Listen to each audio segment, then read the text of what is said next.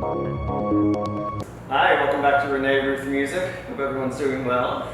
How are you? I'm good, it's my birthday week. It's your birthday week. And your birthday. Happy birthday. Happy birthday! Yay. Actually, no, when they watch this, it'll be a week later. It'll be, it's okay. It's okay, it's my birthday. It's okay. Oh, it's our birthday We're month. filming it for your Cheers. birthday. Yeah. Cheers to you.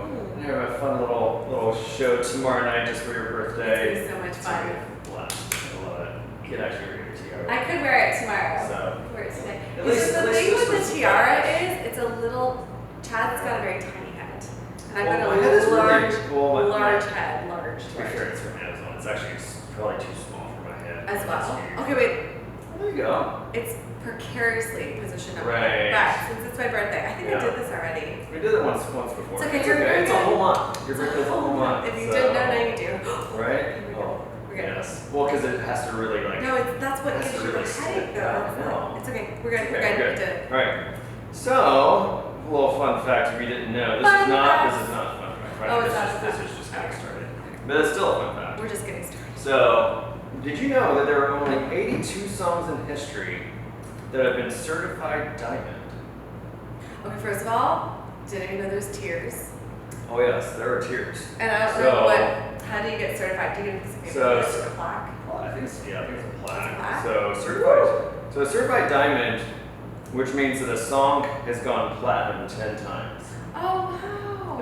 Yeah. So, and That would platinum. be the next step after platinum would be diamond, wouldn't It it? would be. So, and platinum, for anyone that doesn't know, means that 1 million copies have been sold, or 1.5 billion streams. Okay, but that's and that's established in a 12-month period. Is that Correct, correct? yes. So like they did it, 1 million was sold 1 year, then the next year 1 million, and the next year. Yeah, So which they're is how saying you for keep 10 going. years, Yeah. the sales remained at 1 million. Does it have to be consecutive? So, Oh. I've not heard anything saying that it had to be Consecutive. Okay, so when's So- so who? Okay, who's done this? Oh, I mean a lot. I mean I did not put down the list of the 82, but I'm just gonna have some highlights. Right. So kind of like the big. So actually, Elton John was actually the first ever song. He had the first ever song to be certified diamond in 1997. So which was That's the first time? Is it because they just? Well, it's started because it was not something they've always cataloging? had. Yeah, It's not something yeah. they've always had. So he was, which Elton ironically, John. What song? something about the way you feel tonight / Candle in the Wind. Which is I can totally see that. Yeah. And the interesting part about that was it was actually, that was 2 years before they actually even technically started giving out like the plaques for it. So, Oh, they were like, we're still working on Right, this, still but working on Elton, your songs are just yeah, so 10 years of Candle you in the made it Wind. Like, yeah. Yeah. Old Town Road is the fastest song in history to be certified gold. Well, how do you be fast if it's 10 years?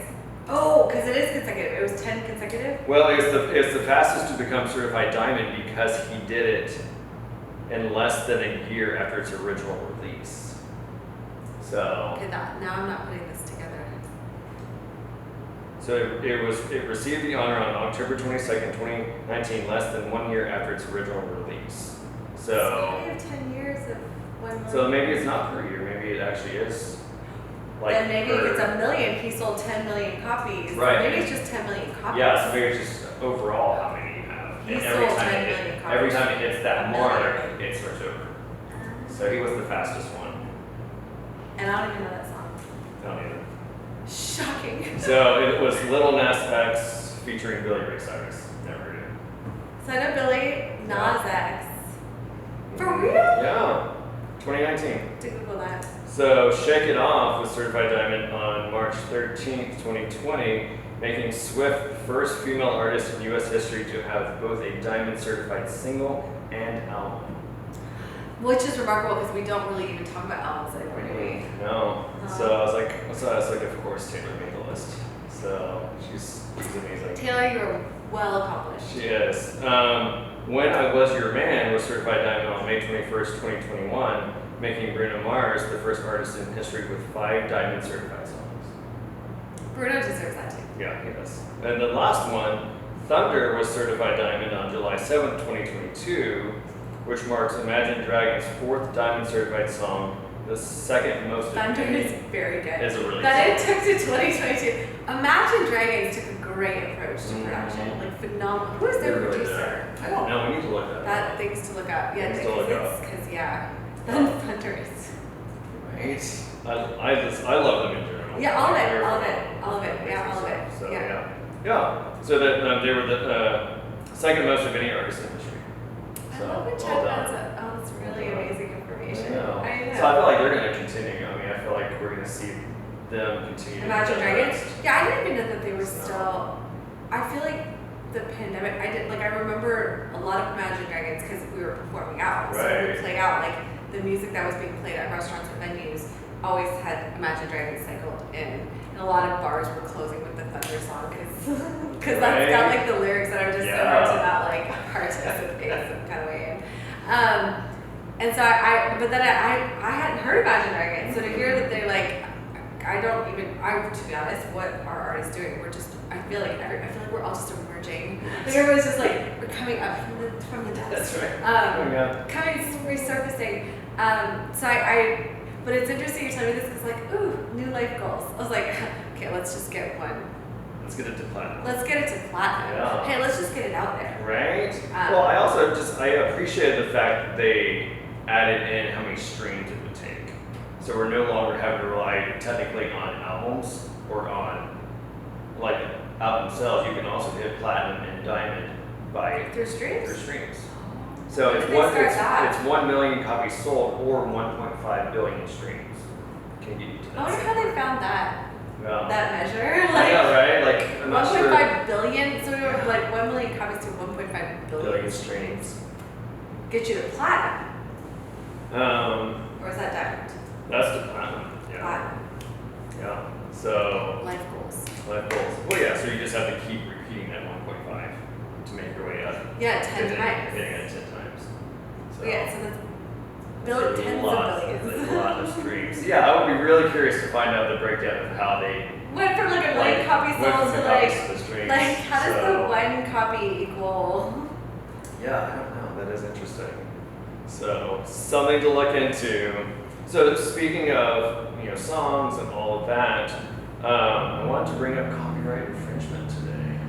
Ooh, this is like legal jargon. Okay. Ooh. I mean, just because it's been popping up. Like this is still current news. Like this has been I mean, popping it up won't a ever lot. stop. It's I not mean, ever gonna it's stop. the lawsuits. I mean, stem so far. You know.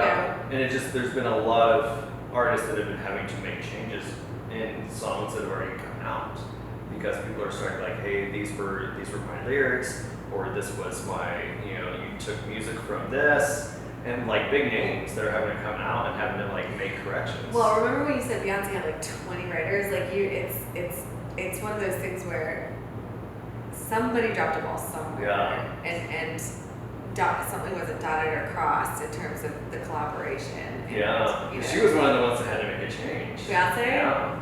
So, and that's the whole thing. Like, when you have that many people involved.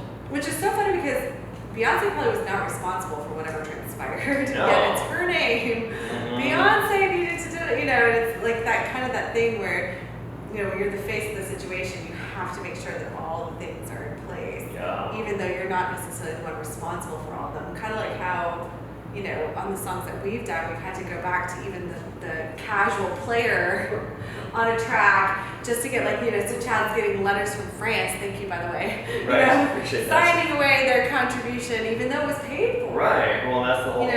That's what I learned in sync, that even though you paid the producer, that producer could have then hired X, Y, and Z, and Mhm. they would have been paid or not paid, whatever their deal was. But if you don't have their permission, it's not even enough sometimes. I was one of the girls, she's like a sync goddess. She has like Mhm. thousands of saves, which Yeah. if you know how hard it is to get one, having thousands is remarkable. And she's talked a lot in different groups extensively about the importance of making sure that every single person that touched your deal, because she's seen the lawsuits, and I don't know if she personally was in any of them, but where somebody was just a contributor and they heard their guitar bit on a song on radio or on a TV show, and suddenly they're bringing lawyers to the lawsuit because and like it's literally that ridiculous. So you know that's probably a lot, and a lot of times it's just easier to pull out whatever they're griping about. Like you said, it's just easier to take that piece out. Yeah. Pay someone appropriately, put them in, redo it, and send it back out again. Like it's just easier. Yeah. You know, but to not have to go through because. It's like she said, you get tainted. Like if you say you're a one-stop, like meaning you own full rights to this, you've paid everybody, this is your song, even though we're contributors. But if you say you're one-stop and somebody takes this song and it goes to TV, radio, and then suddenly lawsuits are out their door, you now have a red mark. They don't want to work with you, and you don't have. It's too fragile for an industry to take those chances. Right. Now, someone in Beyonce's position, it's like, oh, wow. Yeah, like that's not going to stop her career, but like someone trying to get started, yeah, that could be crushing. Yeah. Crushing. Your first big placement or your first big anything, and somebody hears their little violin bit, and they're like, yeah, no, absolutely.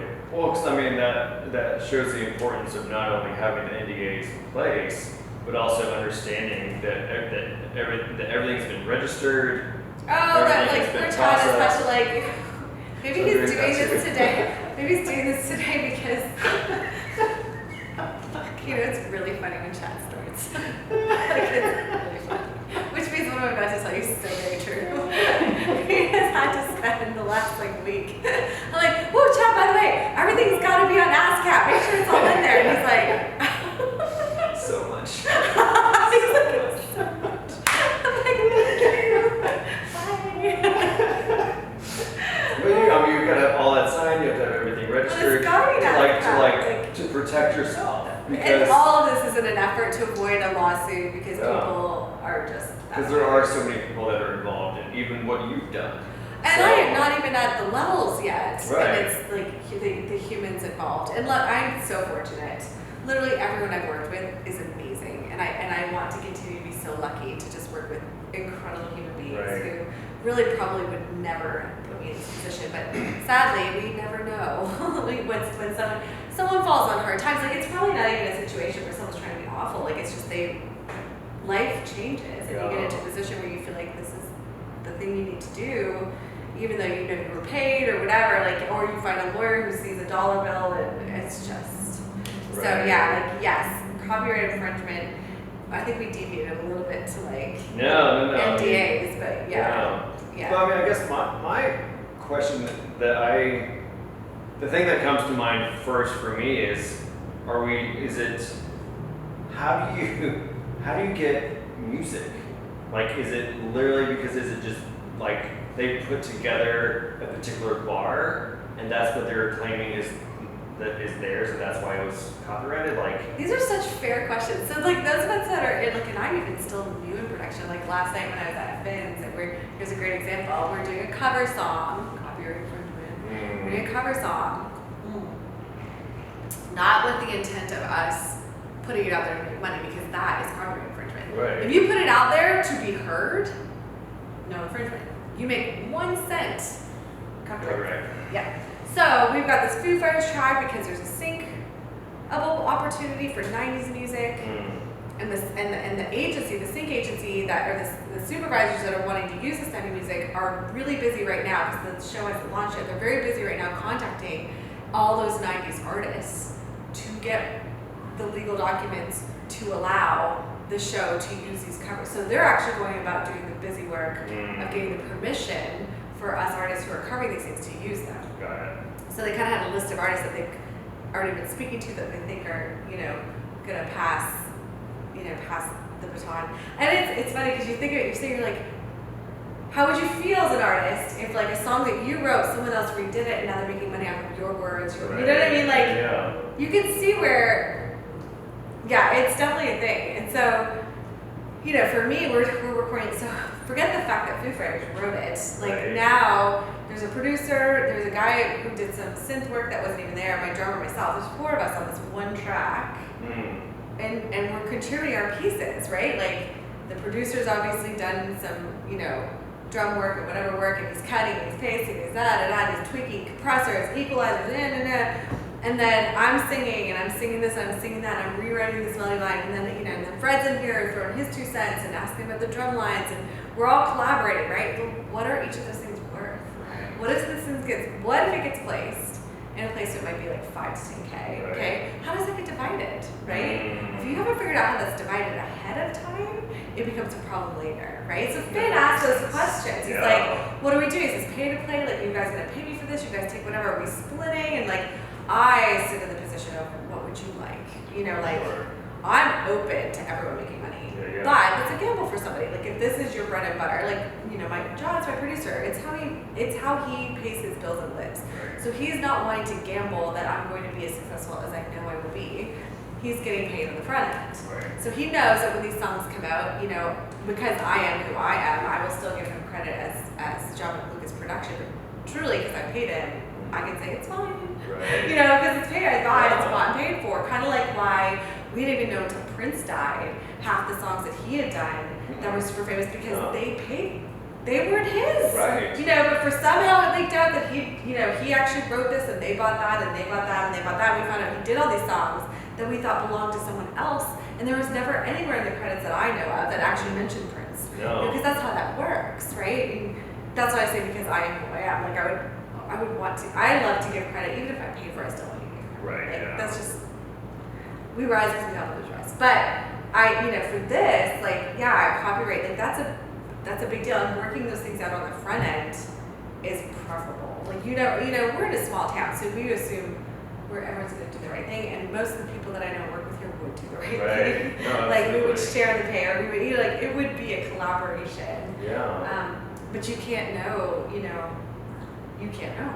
So that's how broken down it could be. Like here's a great example: John Breyer's at cellos for Lynchburg Symphony. He rolls in and he throws a cello line on top of it. He has steak. If he doesn't sign that NDA and then it becomes famous and John hears it one day and he's like, I don't know, paid for that. Like however he feels. Gets him a lawyer and decides to come after the song, like we have a problem. So that's why that's a problem. But that's not even just the copyright part. Like I'm thinking now of Pharrell Williams and was it Marvin Gaye? Robin Thicke? What's that song?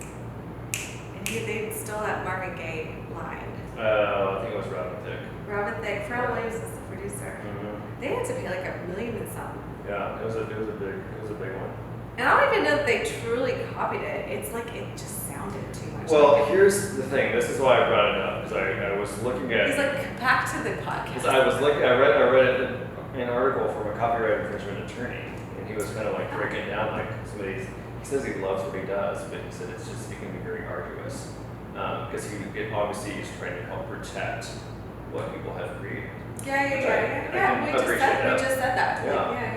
He said judges and juries can be unpredictable. For example, although most people rightly understand that a finding of copyright infringement in the music world requires proof that a defendant has used a meaningful amount of compositional elements that are original to the plaintiff, too often courts have found cases to go forward and juries have found liability merely based on the works at issue share a common feel or using common musical building blocks that belong to no one.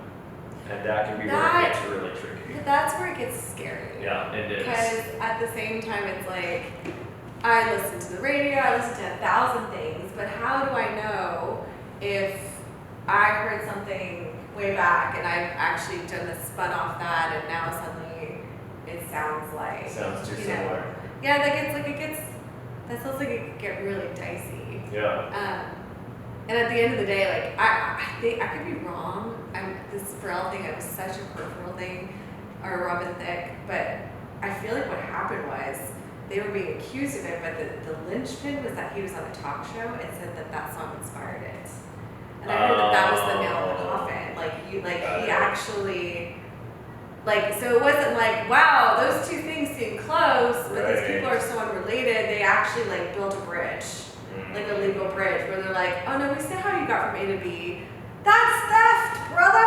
You better pay that. That's what I could be wrong though, but I feel like that's what I heard. And ever since then I was like, Renee, mental note, never talk about the music that you like. Right. Don't talk about the influences. No, we don't need to talk about the inspiration. Straight on the head. No, don't talk about the inspiration. No. Don't. To the point that they even will bring in musicologists, which I didn't even know that was a thing. Literally will bring in a musicologist. What did they do? It's basically someone that like their job is like music theory and like literally breaking music down. So what do they find? Like it's got the same bass line. Like what are they finding that's Yeah, so I mean, common? I don't know. It's I mean, got. It's got to, I mean, because they were saying that next they need to prove that there's substantial similarity between the alleged infringed work and their work. So what is so here's your abstract term. What does substantial similarity mean? Mm-hmm. What is that? Yeah. Well, that's probably Quantify that. That's probably where the musicologist comes in. And then a judge and a jury. Yeah. Because it's this abstract, substantial. So basically, the musicologist is like a forensic scientist. Like they're probably like going and breaking down like how far it has to go in order for it to qualify as I that. really hope my brain is unique enough that I mean, I think it is. I mean, I'm not I mean, regurgitating anything. but I have to say that I've never what you've produced, I have not heard before. It's not. Well, thank you. Yeah, like I do feel like it is truly Well, original. thank you. It's Like, like it's a unique little space. Yeah, like I never listen to yours and think of someone else. Okay. So if that and music is my thing. I love. And you do. I love This music. is why Yeah. this is such a great relationship. Yeah. Yeah. Exactly. So. That's encouraging. Yeah. So I mean, again, the whole point, going back to the whole copyright infringement, is just taking care of things on the front end so that we can avoid. Which I've tasked you very busily to Yes. think. You know, I think So- I'm thinking about this whole thing, and I'm like, you know, if obviously there's music I listen to, there's styles I like, there's artists I like, and obviously they influence what I've done. Right. Like obviously there's going to be similarities. I'm thinking through my songs, and I'm like, yeah, like I really, you know, that could lean into this genre, which has these artists, and you know, I'm just like, are they the same? Like you got my. I know, right? You watch back, like I'm sitting here staring at the phone, going, is this a problem? We're like psychoanalyzing all these. Yeah, well, because like, if you want to get down to theory, there's only so many 88 keys on a keyboard. Right. Well, that's the whole thing. There, that I and was there's saying. only so many chord progressions, and also like only so many chord progressions that go together. Yeah. So like in each key signature, there's only so many changes you can make. Like at some time, you're gonna have like a similar keys change or a similar, you know. But then, what's wild about music is that in those 88 keys and those so many key signatures, which the theories left me, there's a number, tell me, I can't remember, but in that, we have created that much. Like, Right. there's literally that many ways to change around. Yeah. Like, Well, it's true. that's why I think music is magical. I think dogs are magical, I think this is magical. It's true. It's true. And I think it's just having good people that are like, interestingly, the vocal producer for my tracks, he's part of a team that's created a machine that can literally dissect a track. Like, so if you're producing a track and you see, if you know anything about DAWs, it's like, here's the vocal line, bass, like, and each of them have their own thread, right? Like that each could be played independently. Like you could just play the bass line. You hit play on a track and there goes the bass line. They've got a machine that has been successfully for a few years now, can listen in real time, hear a song, and break apart every single one of them. And then also assign each one to the artist that did it. Oh, To wow. where, like, I'm stretching my memory about this because it was a couple months ago that we talked about it, but they found a bass line that came from an artist in America playing in a song in Brazil. They literally ripped out the bass line, made a song with that bass line, and they located it, and then royalties had to go back to the original bass line to the, mental, right? Like, this is like government stuff. Like, Seriously. in fact, I think the government offered to pay for that. Right. I think the government was like, we can use this. Yeah. So you tell me who did it? Like it's not even just like you can identify that, oh, both those bass lines are the same. This program can literally tell you who the bass line, like who the person that did the bass line was. Because think about it, when I go to lay down a track, there's an imprint of like of me. Like they might name it me, this is where I'm a little out of my league, but like each person would have like a connection to the thing that they've done, because we're in a digital age, so they can actually assess where. When it was explained to me, it was really cool and really awesome, and I'm retaining just that much. And enough to tell you that this could get way more intense when, Yeah. when that's the capabilities that exist. It's a very expensive process to do that. So, Yeah. but yeah, like you want it like down to you don't want to rip somebody's anything. Like, No. Just you wanna make sure- yours. yeah, how does that work with like, okay, so like 4 on the floor, I'm sorry, I don't care what club you go to. Right? Seriously. Is that copywritten? Like, so It's always copyrighted.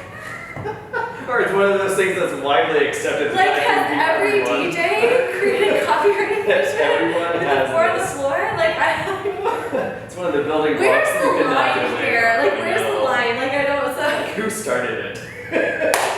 but I don't think you can. No, that's Because like the kid's capable of, but what, like quarters, eights, like what? There's How do you? always some. And the brrrr, like Yeah. the quick 164s, are those copywritten? Like I can't put that in my song. Like No, I feel like we're gonna have to research this a little bit. we have some more work to There's do. some more work to do. Someone out there is going, No, this no, is you're not like right. it's fine. To find this copyright attorney. It's fine. Please break this down, sir. We need to understand a little bit Step more. by step. All right, we want to hit Fun Fact Friday. Fun Fact Friday. Fun Fact Friday. Yeah. You're gonna love this one. I love that. So Metallica, which we love, So 80s bring back. right, is the only band to perform on all 7 continents. That's intense. Isn't it? Not only have they performed on all 7 continents, they did it within a year. Okay, that's mental. That is insane. How many shows was that? They didn't say. Oh, Google that. But they did it in 2013. Recently. Well, I would have to. 2013. What I found comical is that their show in Antarctica was for 120 scientists and competition winners. So I was about to say, are we talking about Arctic and Antarctica? Yes. Like, So they're like, hey, we want to hit all 7 continents. yeah. Hey, scientists, So they you're for the freezing scientists, yourself. because, you know, that's the only people that are in Antarctica are scientists. So they I'm shocked there's that many. Right, yeah. Actually. Well, I mean, because it said 120 scientists and competition winners. So we don't know how many competition winners are part of that. The heck are competition winners? I guess to go see a show in Antarctica? I mean, not that you can't see Metallica in every other continent, That's- but they wanted to go to Antarctica to hear them. So, Yeah, but you gotta think though. You're with Metallica, and there's only 120 people. Yeah, I mean, that's a pretty intense You show. literally could sit down with them, and Yeah. they probably did. They probably did. I mean, over like, I think of fire. Like a blazing A blazing bonfire. Like, was It's kind of a Metallica show. playing with like full winter gear? Like, how did they pick, like, were there holes in their mittens so they could, like, or was it indoors? Like, did they have a venue of some kind? See, I really want to look this up now. Chad, poor Chad. Every time he asks these questions, I keep asking more questions. Like, how do you I get don't fire? How have did all I of go that that. far? This I is- like, this is and just where like was the that. Arctic contest? I know, Or I don't Arctic know. show? Like, they didn't say. So, That's a feat. Okay, so that's not on my bucket list. Like, that is really, not anything I have any interest in doing. I'm good. I don't need to. Six I are don't, fine. I don't even think in so. 1 year. I mean, I think it's because they were literally doing an international Is this like tour. Guinness Book of World Records or It should, something? yeah, probably. They No one might- else this has. is about to So, say. yeah, 2013. Maybe that was a Guinness thing. Yeah. I think sometimes, Yeah. right? I think sometimes when you like, as you like set goals and crush them, I think sometimes you have to go to these places because you're like, hey, every goal we've set, we've. They're done. Yeah, so Yeah. like you turn into like, so what next? Right. It's like, hey, no artist has ever toured the entire world in 1 year. Yeah, and they did it. How many shows was that? No, I have to look it Google. up. Look it up. It was an So international next tour, time so Chad does I'll this, find out. he's gonna have like he knows I'm gonna ask like 100 more questions. He's gonna like keep googling. Hey, but that was a good fun fact. He's Really like, good fact. I was just picturing Metallica in Antarctica.